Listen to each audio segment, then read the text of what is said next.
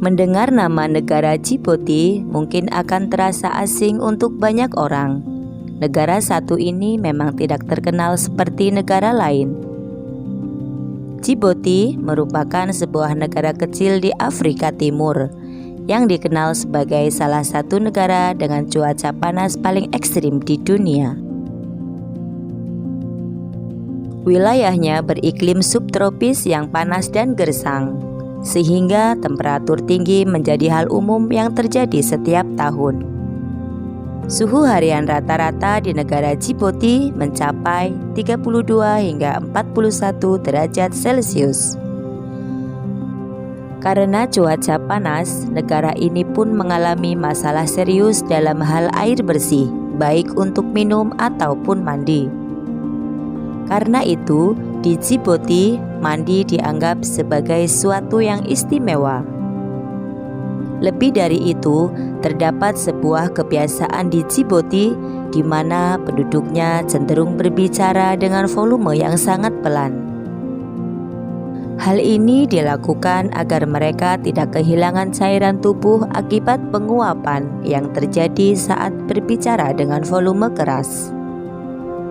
Dengan berbicara pelan, mereka berupaya mengurangi resiko dehidrasi di tengah kondisi yang sangat sulit untuk mendapatkan pasokan air bersih. Djibouti mengalami kesulitan dalam mengakses air tawar karena beberapa faktor geografis dan lingkungan yang mempengaruhi wilayah ini. Salah satu faktor utamanya adalah kurangnya sumber air yang cukup seperti sungai atau danau. Seperti yang diketahui, 90% negara ini adalah gurun pasir. Tanah gurun pasir yang dominan menjadikan penguapan air yang tinggi dan curah hujan yang rendah. Hujan yang jarang dan tidak merata membuat cadangan air alami sangat sulit untuk diperbaharui dengan cepat. Minimnya pasokan air tawar di Djibouti memaksa penduduk untuk melakukan pengeboran sumur dan pengumpulan air hujan sebagai cadangan. Langkah ini dilakukan oleh masyarakat Djibouti sebagai alternatif dibandingkan harus membeli air tawar dengan harga yang sangat mahal. Kurangnya akses air menjadi masalah yang serius bagi sebagian besar orang di Djibouti. Namun bagi beberapa orang, kondisi ini justru menjadi peluang bisnis, terutama di daerah-daerah yang minim pasokan air bersih. Karena itu, jual beli air menjadi hal yang umum di negara ini.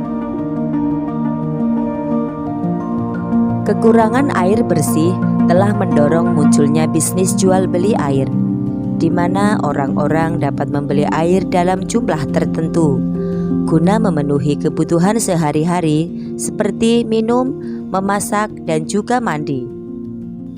Di tengah terbatasnya akses terhadap air, sebetulnya Djibouti memiliki sebuah danau yang terkenal yang disebut Danau Asal. Danau ini terkenal karena merupakan wilayah terendah di dunia, dengan ketinggian sekitar 155 meter di bawah permukaan laut. Danau Asal memiliki tingkat keasinan yang sangat tinggi dan menjadikannya sebagai salah satu danau yang paling asin di dunia. Bahkan kadar garamnya lebih tinggi 10 kali lipat dibandingkan air laut pada umumnya. Air di danau ini tidak cocok untuk diminum atau digunakan dalam kegiatan sehari-hari. Tingkat keasinan yang ekstrim membuatnya sulit dimanfaatkan secara langsung oleh manusia atau hewan. Mandi di Danau Asal dapat mengakibatkan rasa gatal pada kulit. Kombinasi antara tingginya kadar garam dan sinar matahari dapat memperburuk rasa gatal. Djibouti dengan populasi sebanyak 1.106.000 penduduk memiliki dua bahasa resmi, yaitu bahasa Arab dan bahasa Perancis. Bahkan sebagian besar penduduk di negara ini adalah penutur bahasa Arab fasih. Adapun bahasa Somalia dan bahasa Afar menjadi bahasa pergaulan yang digunakan sehari-hari. Bahasa merupakan cermin dari budaya, identitas, dan cara berpikir suatu masyarakat. Ia mencerminkan nilai-nilai norma serta pengalaman kolektif yang membentuk suatu kelompok atau komunitas. Di Djibouti, bahasa Arab menjadi salah satu bahasa resmi yang mencerminkan mayoritas agama Islam. Secara umum, ajaran Islam menyebar ke wilayah Afrika Timur lebih awal dibandingkan wilayah lainnya di dunia, bahkan telah dimulai pada masa awal saat Islam baru berkembang di kota Mekah. Adapun penggunaan bahasa Perancis sebagai bahasa resmi juga memiliki akar sejarah yang kuat. Djibouti pernah menjadi jajahan Perancis. Kemerdekaan yang diperoleh pada tahun 1977 tidak lantas menghapuskan pengaruh bahasa Perancis. Sedangkan bahasa Somalia digunakan oleh suku Somalia yang merupakan salah satu kelompok etnis yang mendiami Djibouti.